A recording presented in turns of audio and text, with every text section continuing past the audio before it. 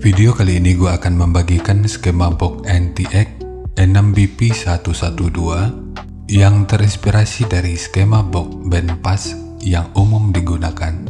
Skema ini dikhususkan untuk transducer speaker JIC dengan tipe LA12100. Kita mulai dari ukuran transducer speakernya. Untuk diameter lubang pada box, ini ukurannya adalah 282 mili. Ukuran magnet 220 mili. Ukuran total dari magnet hingga gasket 121 mili. Ketebalan gasket 11 mili. Ukuran antara baut 298 mili. Dan ukuran terluarnya 312 mili. Dan mungkin masih ada istilah yang salah dari cara penyebutannya, dan di waktu berikutnya akan terus gua coba untuk perbaiki. Sekarang kita beralih ke spesifikasi teknis dan TS parameternya.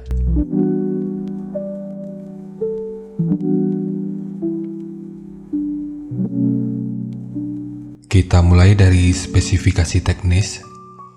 Untuk nominal diameter, ini ukurannya adalah 300 mm atau 12 inci. Impedansinya 8 ohm. Nominal power handling 600 watt. Program power 1200 watt. Jika lu masih ragu dengan perbedaan antara nominal power handling dengan program power ini udah pernah gua bahas pada video yang akan gua selipin pada pojok kanan atas video ini, atau nanti bisa juga dicek pada kolom deskripsi. Kemudian untuk sensitivitas pada 1 watt per 1 meter, ini 94,23 dB. Untuk rentang frekuensi, mulai dari 50,5 sampai 1500 Hz atau 1,5 kHz. Kemudian untuk ukuran voice coil 100 mm atau 4 inci. Untuk spesifikasi lanjutan bisa dilihat sendiri. Sekarang kita beralih ke spesifikasi utama, yaitu TS parameternya. Untuk Fs ini 53,83 Hz, RE 5,849 ohm, QMS 12,5, Cache 0,410, QTS 0,397, GMS 0,101 mm per Newton, MMS 86,59 gram, efisiensi 1,634%, BL 20,43 Tesla meter, fast 45,12 liter, SD 0,056 meter persegi, Xmax 5,9 mm, dan untuk induktansi voice coilnya ini 1,01 mH. Dengan membaca parameter ini, meskipun rentang frekuensinya sampai di 1,5 kHz, namun karena ini dibekali voice coil 4 inci, gua pikir ini akan cukup mubazir kalau hanya dijadikan sebagai speaker two-way. Meskipun tentu ini akan bisa-bisa aja.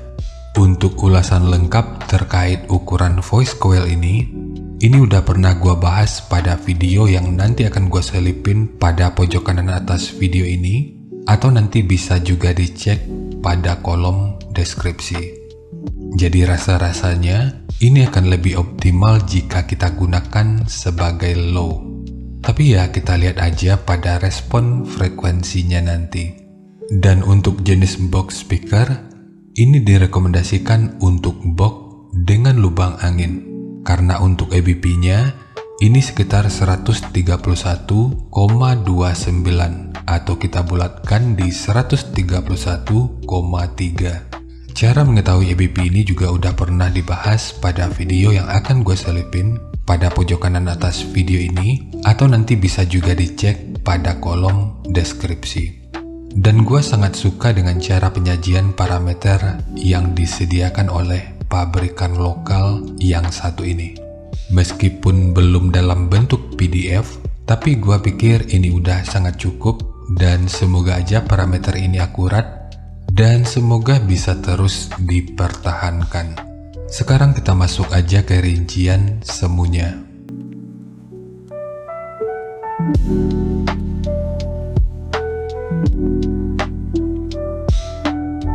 Untuk rincian semu, poin yang gua gunakan di sini adalah 600 watt pada minimum impedansi 7 ohm. Rekomendasi titik potong bawahnya itu di sekitar 70 Hz dan atasnya di sekitar 120 Hz.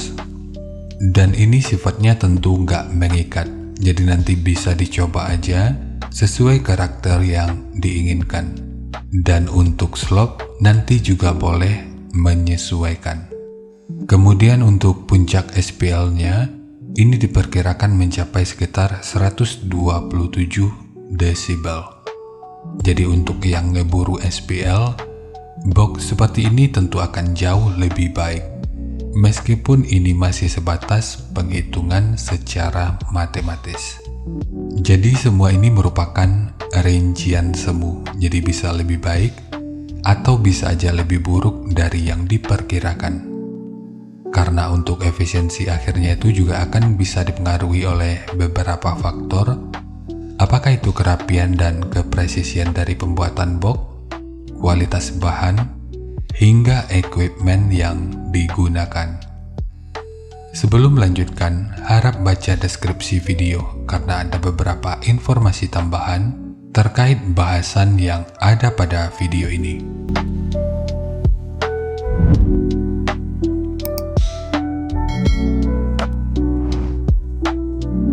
Dan berikut referensi yang gua gunakan dalam mendesain skema box speakernya.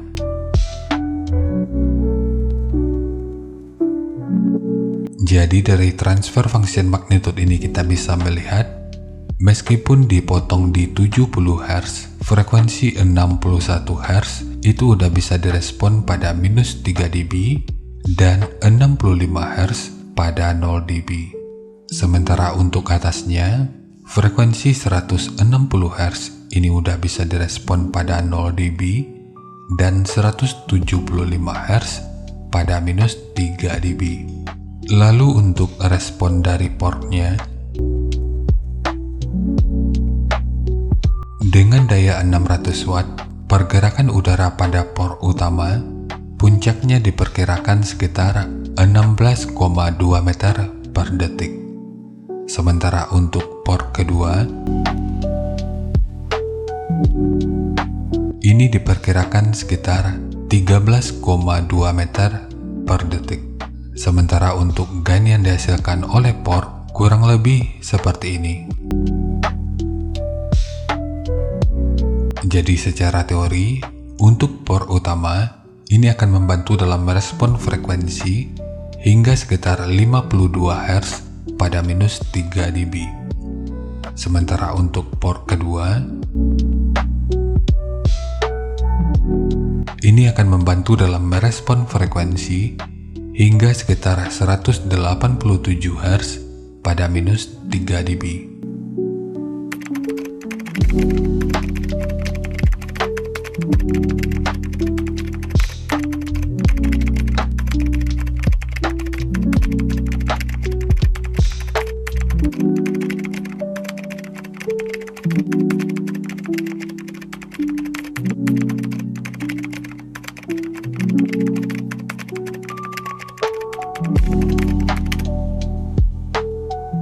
Sekarang langsung kita bahas aja skemanya. Untuk ketebalan multiplex, ini menggunakan multiplex dengan ketebalan 15 mili. Kita mulai dari tinggi. Jadi tinggi box ini adalah 600 mili, panjang ke belakang 600 mili, kemudian lebarnya 400 mili. Jadi ketiga poin ini merupakan ukuran terluarnya. Untuk port utama, ini menggunakan ukuran 100 mili. Ukuran ini mungkin terasa cukup besar bagi sebagian orang, tapi dari nilai EBP, ini tentu sangat masuk akal. Karena EBP yang tinggi, maka gaya mekanis yang dihasilkan dari belakang speakernya itu akan cukup besar. Jadi kalau portnya dibikin lebih sempit, maka potensi terjadinya chuffing pada port ini memiliki potensi yang cukup besar. Dengan ukuran seperti ini aja, pergerakan udara pada port puncaknya udah mencapai 16,2 meter per detik. Apalagi kalau portnya ini dipersempit. Jadi semua ini tentu udah dipertimbangkan. Meskipun hasil akhirnya nanti tentu tetap belum bisa diprediksi. Kita lanjut. Lalu untuk kedalaman portnya yang kalau kita ukur dari sudut ini sampai ke sudut yang ini ukurannya adalah 245 mili. Sementara untuk port kedua, ukurannya juga 100 mili. Ini sengaja dipilih agar tampilan boxnya terlihat lebih simetris.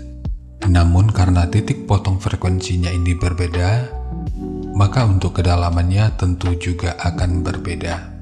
Jadi untuk kedalaman port kedua ini yang kalau kita ukur dari sudut ini sampai ke sudut yang ini ukurannya adalah 155 mili. Untuk ukuran internal yang kalau kita ukur dari sudut ini sampai ke sudut yang ini ukurannya adalah 55 mili. Ukuran dari sudut ini sampai ke sudut yang ini ukurannya 255 mili. Kemudian untuk triplek dari dudukan speaker ini menggunakan dua lapis, satu sebagai dudukan utama dari transdusernya dan satu lagi sebagai penguat dari dinding luarnya. Kemudian untuk dinding belakangnya ini juga menggunakan dua lapis yang bertujuan untuk memastikan box benar-benar kokoh sehingga potensi box bergetar yang biasanya akan membuat suara mundur ke belakang ini tentu bisa diminimalkan. Yang pasti, setiap penggandaan ini memang harus dilem secara merata. Kemudian untuk tekukan ini yang kalau kita ukur dari sudut ini sampai ke sudut yang ini ukurannya adalah 108 mili. Dan tekukan yang kalau kita ukur dari sudut ini sampai ke sudut ini ukurannya adalah 141 mili. Terakhir untuk dinding depannya ini juga menggunakan dua lapis, satu sebagai frame utama dan satu lagi sebagai penutup pintu depannya. Selain bertujuan untuk memperkuat, di sisi lain karena pemasangan speakernya nanti dari bagian depan ini. Untuk bukaannya nanti bisa disesuaikan sendiri. Dan rekomendasi gua bisa dibuat dari sekitaran ini sampai ke sini aja. Sementara dinding depannya ini dibikin full untuk mendapatkan efek simetris yang lebih baik. Sementara segitiga-segitiga kecil yang ditambahkan di dalam boxnya ini bertujuan untuk mengurangi potensi kebocoran suara. Sementara untuk handle, jika lo ingin menggunakan handle triplek seperti ini, akan lebih baik jika sudut luar dan dalamnya dibentuk seperti ini. Ini bertujuan untuk menjaga aerodinamika. Dan posisi handle di sini sengaja dipilih untuk meredam getaran yang mungkin aja dihasilkan saat speaker digunakan. Tapi nanti tinggal lo custom aja sesuai kebutuhan. Jadi ya segitu aja untuk skema dari box NTX 6BP112 khususnya untuk transducer speaker JIC dengan tipe LA12100. Jika nanti lu punya link review dan video cek soundnya, silahkan bagikan aja pada kolom komentar agar bisa dijadikan referensi juga buat teman-teman yang lainnya. Terima kasih untuk lu yang udah nonton sampai detik ini. Bagaimana tanggapannya atas bahasan kita kali ini? Sampaikan aja pada kolom komentar, biar kita sama-sama bisa belajar agar lebih baik lagi. Dan seperti biasa, jika lu suka dengan bahasannya, silakan like dan share aja videonya ke teman-teman lain yang sekiranya juga suka dengan topik yang sama. Untuk lu yang udah berlangganan, terima kasih banyak atas dukungannya. Dan untuk lu yang belum berlangganan, jika berkenan, bantu subscribe-nya. Dan jangan lupa untuk baca kolom deskripsi dan kunjungi juga tab komunitas untuk mendapatkan informasi dan update terbaru. Jadi segitu aja, dan kita ketemu lagi pada video yang lainnya.